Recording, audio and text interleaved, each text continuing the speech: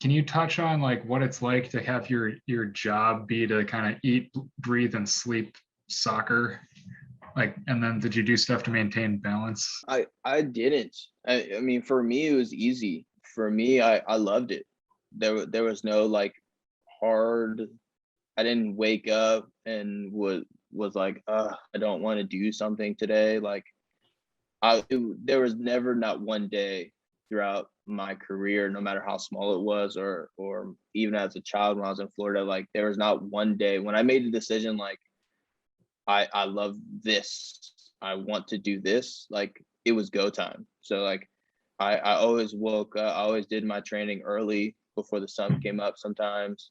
I would do my fitness at night. I would train and do fitness like almost every day. Sometimes if I'm feeling on like the emptiness of my legs and my body, I wouldn't do fitness, but I'd always touch a ball every single day.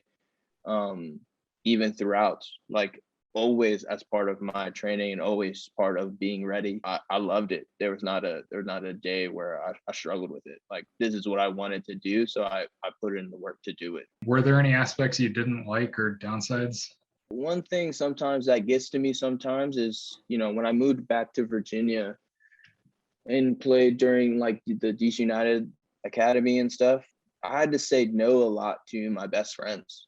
Mhm. And that can make it lonely at that age. What kids are into, like whether it's, they're finding themselves. There could be drinking involved, there can be smoking involved, there could be just other things that guys are going through, and my best friends were no different. So there's a lot of things I had to say no to, which sometimes can be tough to think about.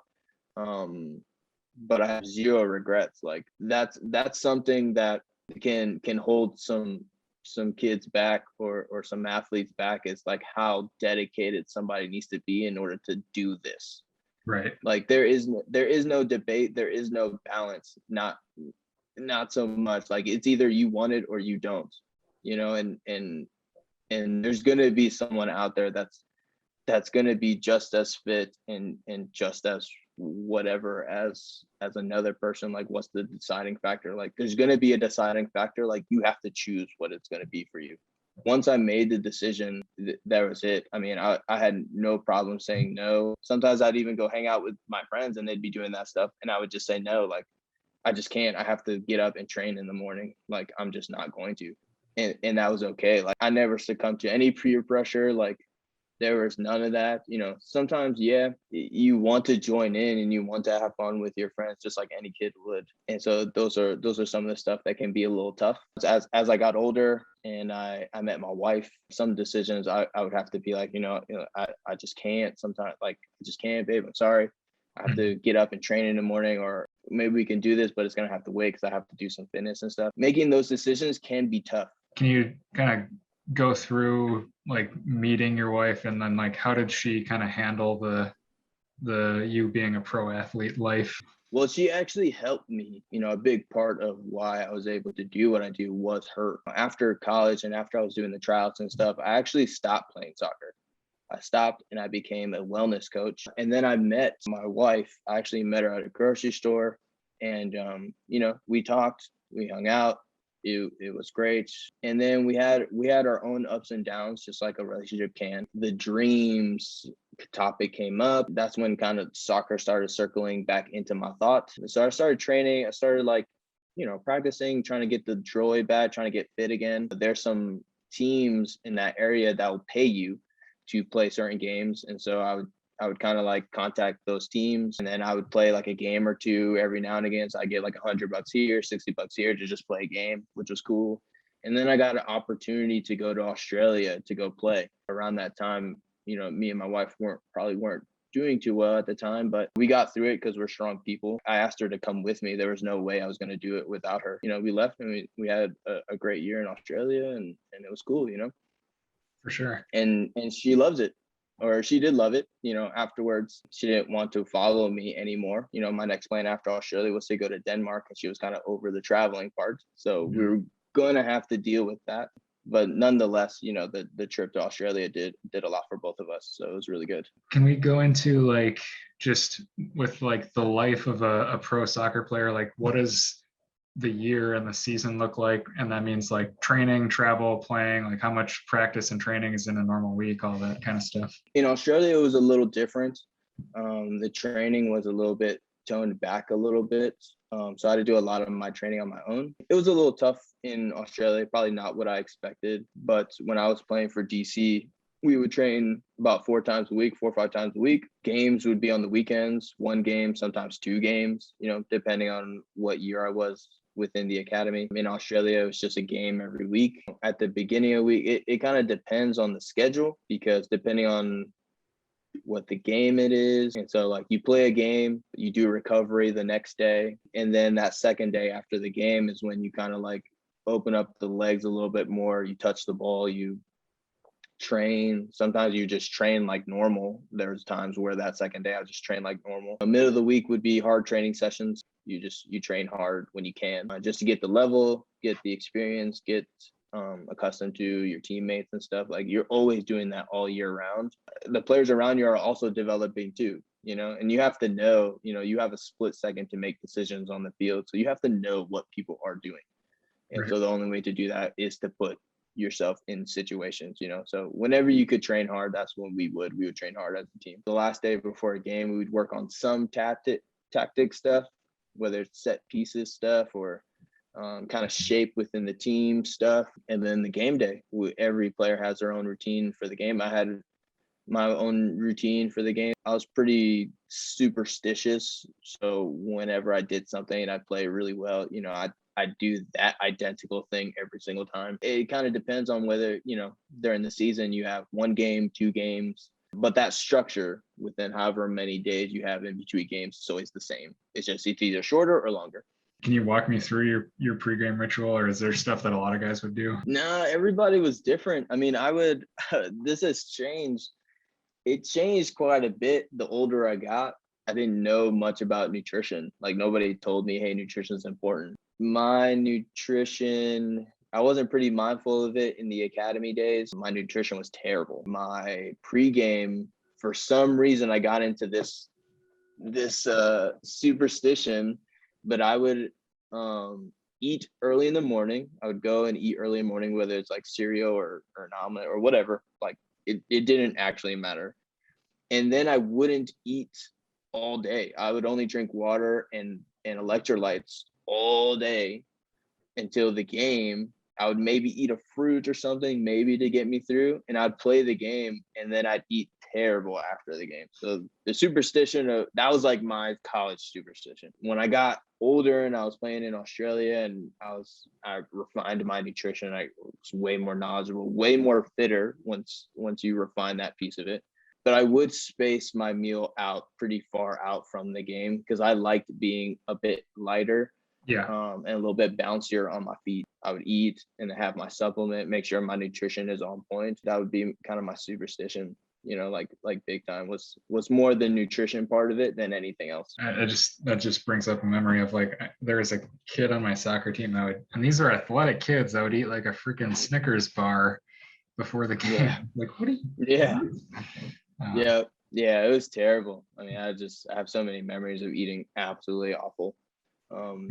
But somebody's got to tell you that. Somebody's got to show you. I read it in Scott Adams' book. He's the Dilbert guy, but I don't know why we're not taught, like, you got to pay attention to how you feel after you eat stuff. Because it's like, oh. Yep. So true. Yeah, so true. So we covered diets. Let's talk a little bit about like the mental aspects of the game. So like, did you do any sports psychology stuff? I did in my later years. I was told and I saw the value in it. I think when I needed it the most was probably when I moved from Florida to Virginia that first year, because I had a terrible coach. Even though he was the coach of the U16 DC United, he was a terrible coach. He didn't give me the light of day. I mean, it was something that I've never experienced before, ever. I fought through it. I managed it. I won him over. Like, I did a lot of things throughout that year, but that was a really, really tough part. That was a really tough, like 5-6 months. That could be the variable between, somebody who excels or kind of quits. That could be the separator sometimes. I had met like a personal development mentor kind of around when I started wellness coaching and stuff. And he showed me a lot. He taught me a lot. And I apply that with soccer that I was still doing. It changed the way I felt. It changed how I viewed things. It did a lot for me. But even in my everyday life, like the personal development aspect is something that, it's so hugely important for everybody, but For for sure. sure athletes. I got into personal development as well, a little bit after I got into MMA, and that just was so crucial for me for developing like self-confidence and social skills and stuff. What you were saying about a bad coach, like in John T. Reed's book about coaching baseball, he talks about in the introduction, like there's so many bad coaches and the first thing you need to do is do no harm.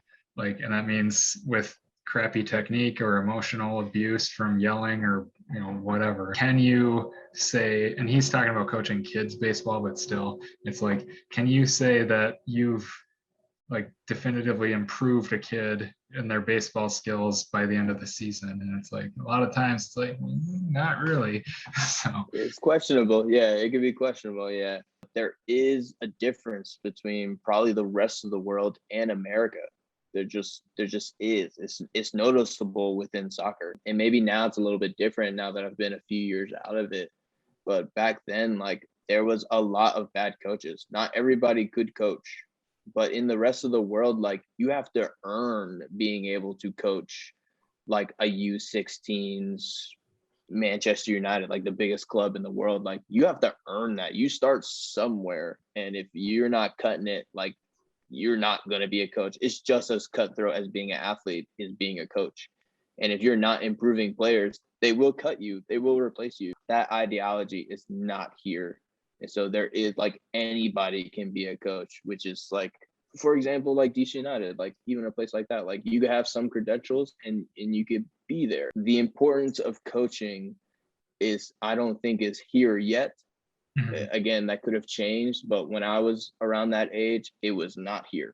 I can tell you that. This is me talking out of my butt a little bit, but it seems like I'll stereotype with like college level and professional level other sports like football and basketball and whatever. It seems like they focus a lot more on just winning period instead of like development and toxicity and all that. I would say so. I guess that could be a separator in values, right? I mean, if you're taking like U16 level at a team here, let's say I played for DC United U16, so let's just use that as an example.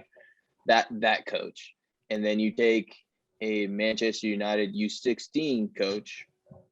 What's the values? Like the DC United coach will probably want to win.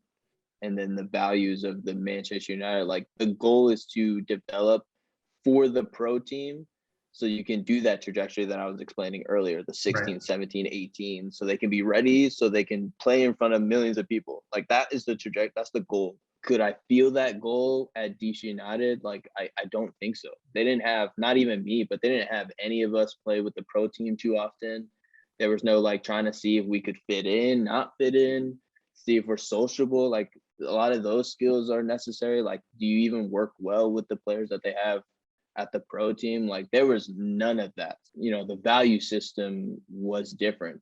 Again, I don't know if it's changed any now, right. But when I was at that age, no, the value system was not, let's prepare kids for the pro team. No, it was not that for sure.